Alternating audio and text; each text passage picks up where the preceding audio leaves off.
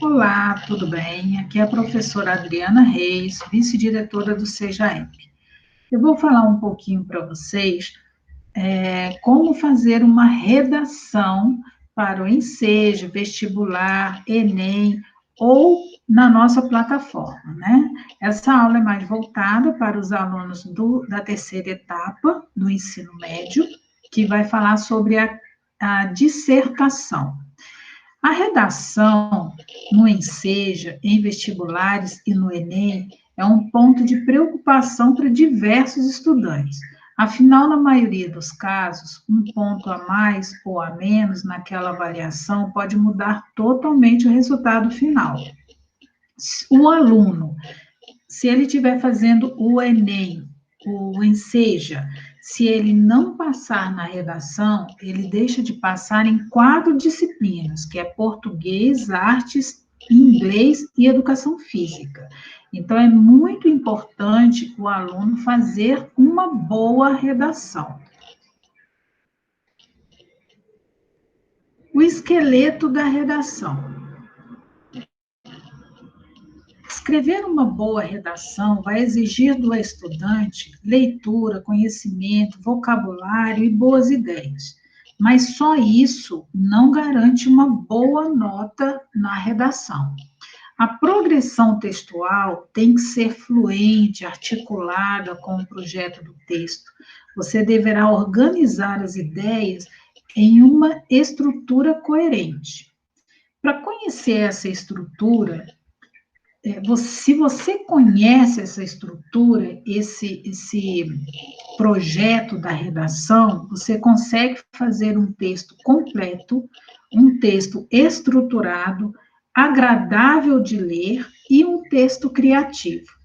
Para isso, você tem que ter planejamento e treinamento. Vamos para o próximo slide, que a gente vai falar sobre a redação para o Enseja, Enem ou vestibular. Essa redação que eles pedem, geralmente é uma dissertação. Um texto dissertativo, você vai defender uma ideia. Ele pode ser expositivo ou argumentativo. Quando eles pedirem um texto expositivo, eles vão pedir para você falar de um fato, relatar um fato, tratar sobre esse fato. E o argumentativo, para você colocar ideias, argumentar, convencer, tá? O texto argumentativo forma uma opinião do leitor. Não use a palavra argumento em sua redação.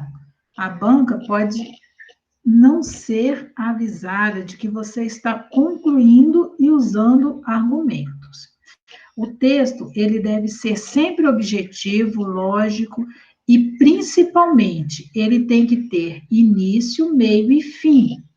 Então, no mínimo, 3 parágrafos, pelo menos cada um desses parágrafos com 2 períodos. Agora nós vamos falar sobre a estrutura da redação. Na estrutura uma redação, que geralmente é solicitada com 30 linhas, nós temos a seguinte estrutura. O ideal, 5 parágrafos, né? Aí o primeiro parágrafo vai ser a minha introdução, o segundo, terceiro e quarto vai fazer parte do desenvolvimento, e o quinto parágrafo, a conclusão. Na introdução, o que eu tenho que fazer? Eu tenho que colocar o tema e mais, pelo menos, 3 argumentos, né? Eu posso colocar 2 argumentos, aí eu vou ter 2 parágrafos de desenvolvimento. Aí, no segundo parágrafo, eu colocando 3 argumentos aqui na introdução, eu vou desenvolver esse primeiro argumento no segundo parágrafo. Desenvolvo o segundo argumento no terceiro parágrafo. E desenvolvo o terceiro argumento no quarto parágrafo. Na conclusão, o que eu tenho que colocar? Uma expressão inicial, uma reafirmação do tema ou proposta de intervenção, que eu posso colocar tanto aqui na conclusão, como também no desenvolvimento, não tem problema, e para finalizar a observação final. Então, cada parágrafo desse, nós colocamos de 4 a 6 linhas. Se você fizer 4, você vai ter o mínimo de linhas na sua redação, e fazendo 6 linhas em cada parágrafo, o máximo de linhas para a sua redação. Então, se você ficar entre o 4 e o 6, não terá problema quanto ao número de linhas na redação, tá ok? No próximo slide, nós vamos falar da introdução. Na introdução, você sempre vai colocar o tema e os argumentos que você vai desenvolver lá no desenvolvimento da redação, é isso? Então, aqui, eu tenho o tema, né, dessa redação e os argumentos, tá separado aqui pela cor, né? Então, eu tenho o tema e os 3 argumentos na introdução. Aqui tem um exemplo dessa aluna Mariana Moura Góes, que tirou nota máxima na redação em 2015, ela é do Ceará. Ela fala sobre a violência de gênero, né? Violência contra a mulher. Então, vamos lá. Aqui no segundo parágrafo, então, eu já estou no desenvolvimento. No segundo parágrafo, eu vou desenvolver aquele primeiro argumento. A aluna aqui falou sobre a questão da legislação, né? Que as pessoas não têm conhecimento da legislação, por isso que não tem eficiência. No terceiro parágrafo, eu desenvolvo o segundo argumento, que ela falou sobre a questão do machismo. Então, ela desenvolveu mais aqui nesse parágrafo, ok? No quarto parágrafo, ela desenvolveu o terceiro argumento. E aqui também, ela já começou a colocar a proposta de intervenção, né? Ela desenvolveu o terceiro argumento e dentro desse desenvolvimento ela começou a colocar a proposta de intervenção.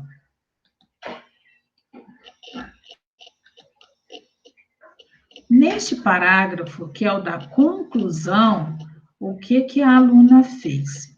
Ela desenvolveu a proposta mais ainda, fechando a sua redação. Na conclusão, eu posso ter uma mensagem de otimismo, eu posso fazer uma advertência ou fazer uma referência ao título, uma citação.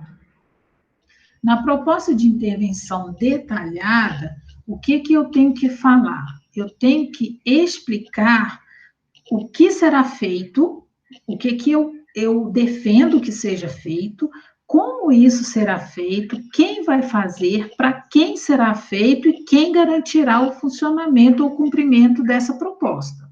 Aí eu tenho sempre que procurar responder essas questões aqui para fazer uma proposta de intervenção completa. Outro ponto muito importante, de fundamental importância na redação, é a apresentação clara das ideias. E para se alcançar isso, as frases devem estar bem articuladas. Essa articulação chama-se coesão textual. Ela é explicitada por meio de elementos conectivos. Normalmente são conjunções, advérbios, pronomes. Os elementos de coesão promovem o encadeamento das ideias, ligam os parágrafos, ligam os períodos. Então, eu tenho aqui uma tabela de conectivos, ok? E é sempre bom o aluno saber usar esses conectivos. Eu tenho que decorar tudo, professora? Não. Você decora 1, 2 de com cada sentido, tá? Por exemplo, um que dê ideia de continuação, de dúvida, um de conclusão, um de causa e consequência ou explicação. Então, é sempre bom você ter esses conectivos e usar esses conectivos dentro da sua redação. Ela vai ficar bem mais agradável de ler. Aqui na redação dessa aluna que nós falamos anteriormente, ela usou vários conectivos, eu coloquei aqui de vermelho, né, alguns para a gente poder identificar. Por exemplo, nesse primeiro aqui, entretanto, esse conectivo de entretanto é um advérbio. Ele dá a ideia de contraste. Por exemplo, dessa forma vai dar uma ideia de conclusão. Então, eu tenho sempre que saber usar esses conectivos e colocar esses conectivos na minha redação para que ela fique mais bonita, né? Eles promovem esse encadeamento de ideias.